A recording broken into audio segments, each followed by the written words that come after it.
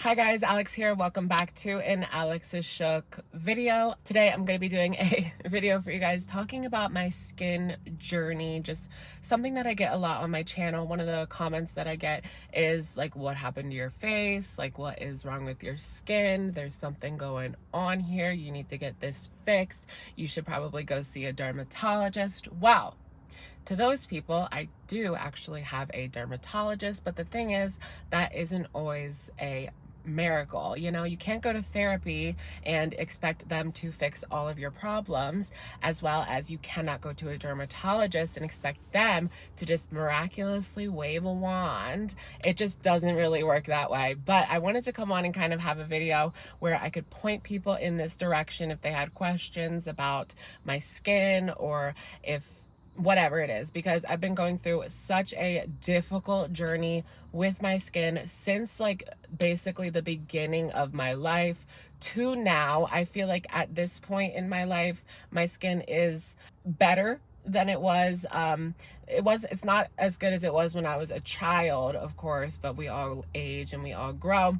But I do have things under control to the point where I'm not in constant pain, and that was a point in my life where I was in constant pain in regards to my skin. So I'm gonna go ahead and maybe start off in middle school, because I wanted to touch on acne, but I also wanted to touch on eczema. So this all kind of started when I was a baby. I had eczema, and my parents, like the dermatologist, they give you a lot of steroid cream, and I do still think that I was overly prescribed steroid cream. If you guys have a similar, if you guys actually went through that as well, where you were over prescribed steroid cream, please let me know, because it is a freaking battle. But when I got to around high school, I think this was like 10th grade, up until 10th grade, I had absolutely no acne. I had only the eczema, and that's it.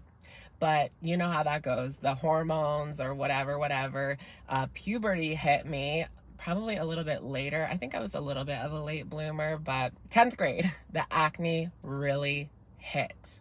Okay, so I wanted to film this video without all the car noises, but honestly, it is blistering hot here. I could just feel the sweat starting to form and wanting to drip down my face. I feel like, sorry about the car noises. Anyways, so 10th grade, I started getting these like huge boils, like cysts on this side of my cheek and this side of the cheek in the same exact place. It was cystic acne, of course. And I think at the time I was taking minocycline, and that didn't exactly work. And one of the side effects of minocycline is it does make your teeth a little bit more yellow. So you kind of have to balance that out with like white strips or something like that. But the minocycline, I mean, it worked okay, right? But also at that time, I was not taking care of my skin the way I was. I was a young teenager. My parents weren't really like supervising what I was doing or anything like that. So I wasn't like, I didn't have a daily regimen, and it wasn't very good. Once I got to college is where things really went downhill. Like, I swear I had cysts like all over my face, and it was really bad. At that time, I was doing a lot of drinking, a lot of benzos. I'm sure that did not help, especially the drinking. I don't know about the other thing. And at that time is when I really just couldn't keep my hands off of my skin, and that is probably why I have the scars on my face that I do. And these are super difficult to fade, like unless you get some sort of professional treatment. But even then, it doesn't really have completely stellar results. Like, I will never have a completely smooth surface on my face, and just coming to grips with that is kind of hard, like realizing I have to deal with this for my entire life. But I can't let it define me. Like, I can't have that be the only thing that people know me by, right? Like, I do have a personality that can overcome that. So at this point, I have really bad acne. I was seeing a dermatologist, but not as much as I probably should have. I was cities away in Philadelphia going to college, right?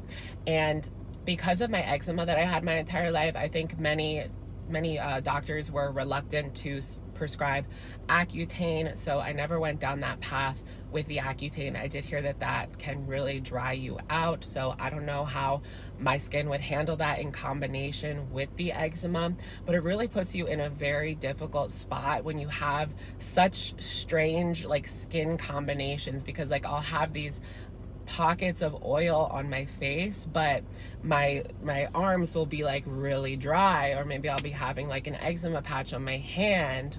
So a couple years after college, I stopped seeing a dermatologist. I was going through a very hard time in my life. Like, I was not taking care of myself at all.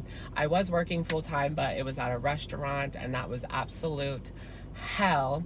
My skin in regards to my eczema had gotten so bad at this point, and it was because I wasn't using any of the steroid cream at all. Like, sometimes I would get the cortisone 10 or whatever from Target or CVS or any of those stores, and that just did not do it for me. It didn't help me at all, and I was going through what is called topical steroid withdrawal. My skin, oh, please let me know if any of you guys have dealt with this. It is absolute hell, and there really isn't much recognition for it. Like, so basically what had happened is my skin had gotten so dry that it was literally falling off. Like, I would do this and like skin would just like pour off. It was absolutely disgusting. It was really humiliating because there was no way to hide it. I had it on my face too, especially on top of my eyes. You can see my neck has like a lot of scars, and that is because of the itching. Now, this is from something else. This is from, I think I had too much to drink one night and I bumped into something. Nothing happened. It just, I can't believe that actually left a scar, but that was a few years ago. But that's why my neck has like these strange creases, or at least that's what I believe, because of the topical steroid withdrawal, because of the extreme eczema. And it had just gotten so bad. So now, in order to maintain that, I have to take like a light steroid, and I put that on maybe every other day, and that is to keep my skin from going absolutely haywire, because it will. And my skin's still not perfect, my eczema is not perfect, but at that time it was a living hell. Like, I'm talking, it was red, it was itchy all day, all night. I could not sleep. I was trying to, work, and I just remember it was so hard. I worked at Panera Bread at the time. The insides of my arms were so dry that in order to reach on one of the higher shelves, things like that, it would hurt. It was so tight, it was so sore that it would hurt. I couldn't even reach things. I had to like grin and bear it. Honestly, it was so bad. But on the flip side, like, actually working and keeping my time occupied was better than like sitting in my room itching and just feeling that itch. I felt it 24/7. Okay, you guys, so I'm editing and I realize I don't really have many pics of my eczema when it was really bad, but I do have this one, which is interesting, and it shows you what is called elephant skin. If you look at my kneecaps and then look at I'll show you guys my kneecaps and what they look like right now.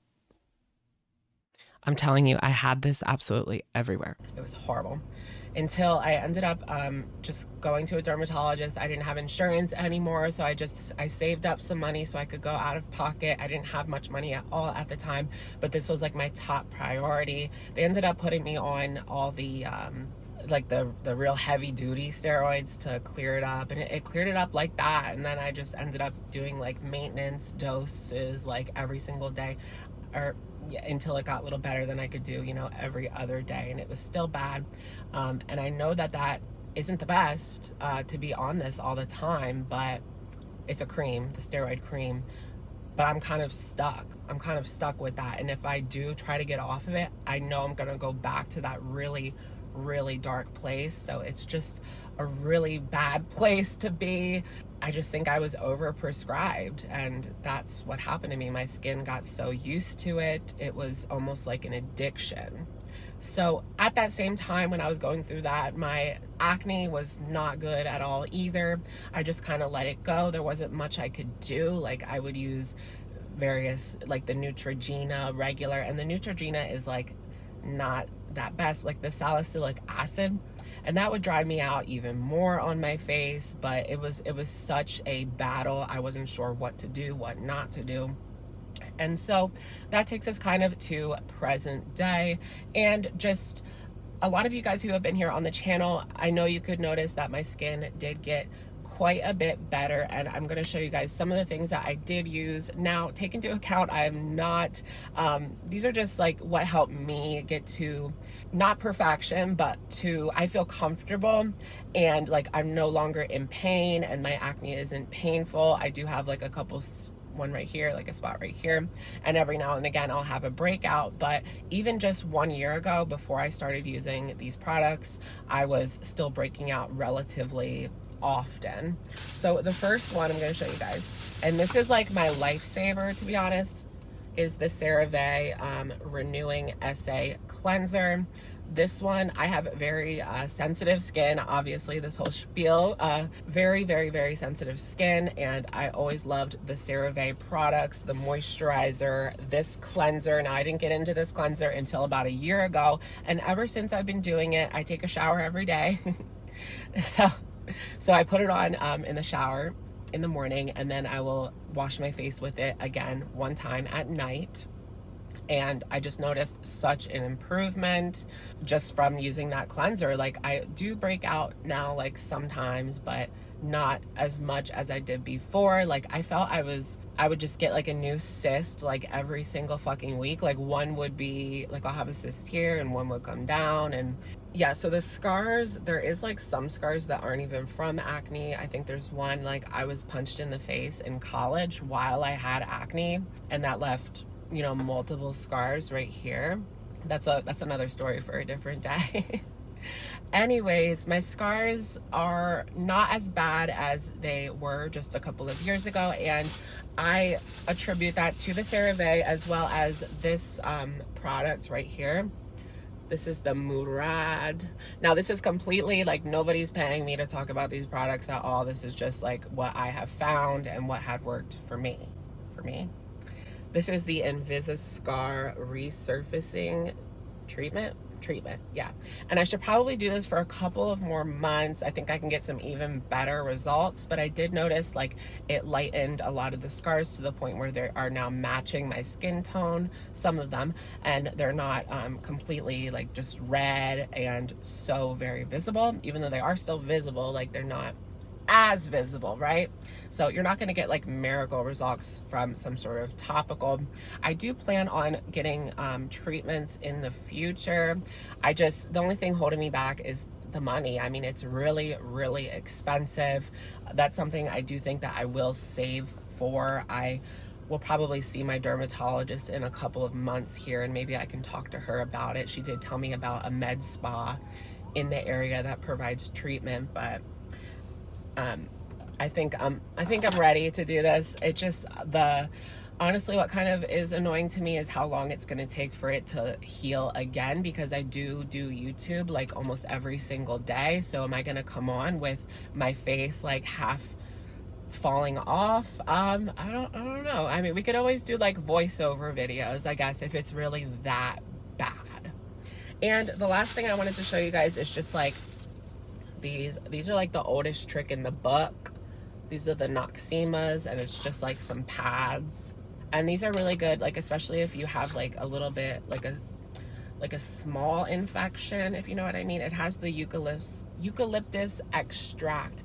And one thing that I'm sure people, if you guys have eczema as well, you can deal with a lot of infections, and that's what I had to deal with a lot. I did work in the service industry at that time a couple of years ago, and so you're around people a lot, you're sharing things with coworkers, and I just remember getting multiple infections on my face, to the point one time it was so bad that I couldn't even come into work. It was like all over here and around my eyes, and I'm just more susceptible to that because of like the micro tearing in your skin, or it's just like with eczema, you are susceptible to these infections. So combined with the acne, it's not good.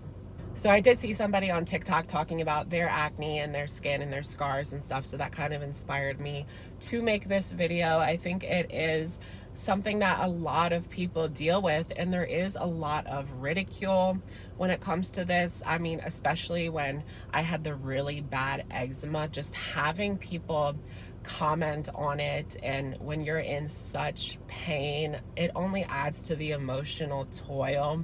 And I know that some people mean well when they suggest like certain products, and I'm open to suggestions in the comment section here, I am. But like sometimes when people in real life, like, this is what worked for me, like, and they mention like a random moisturizer that you can buy at the drugstore, that to me used to annoy me so much, because it was just like, do you think if I could just go to the drugstore and pick something up and that would cure my eczema? Do you really think it would be this bad? I don't know. That's just how I felt. Like, I never like told the people that. I would take their suggestions and kind of be friendly, because I know that those people mean well, but that was just something that would annoy me. But that being said, again, I'm open to all of your guys' suggestions in the comment section down below if you want to. Anyways, also, let me know if you guys have had any like treatments on your face, like medical treatments at like a med spa or a dermatologist or something, and how that worked out for you, because I think that that is my next step going forward, just to feel more comfortable in my skin. And I also want to do another round of the Murad Invisalign healing situation, because it did work pretty well. It did fade my scars quite a bit, and the only reason I haven't is because this is very expensive. This is like $60, and it only lasts for like 1 month. So that's what kind of sucks. I mean, a lot of these products are super duper expensive, and I know what it's like to not be able to get the treatment for your skin when it's really bad, and that definitely sucks. Anyways, let me know what you guys think in the comments down below. I'm Alex, and I will of course catch you guys in the next one. Bye guys.